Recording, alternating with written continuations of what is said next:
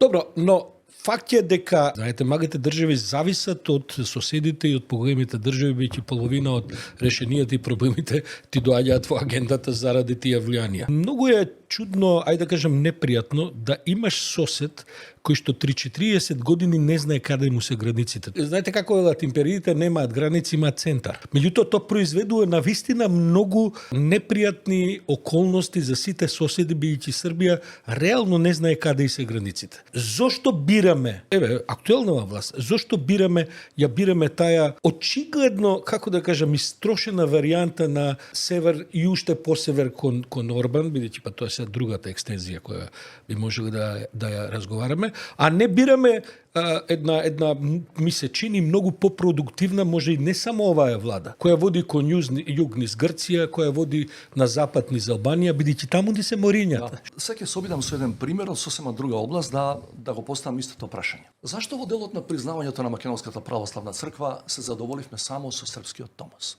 Зашто не продолживме кон Бартоломеј? Ако и јас решам да одам кон Брисел и кон Вашингтон или кон Германија, која ни е патем кажано најголем убедливо трговски партнер, ќе одам. Ниеден српски и руски свет не може да ме запре во тоа. Зашто не одиме? Политичката одлука во моментов е така. Години и години во време на Груевски е исто така. Дали се плашат и велат голема е цената ако направиме компромис ала Преспа? Можно е. Може би толку разбираат. Во тоа време мислевме пред 15 години ќе дојде подобро време и ќе биде полесно да направиме компромис, големиве ќе притиснат. Значи што нам ни недостасува во значајни сегменти и временски парчиња од нашата независност до денес? Стратешко размислување на државната елита. Не можеш да чекаш ти, не знам, во општина Преска спомна Валандов или Чешиново без подценување на луѓето.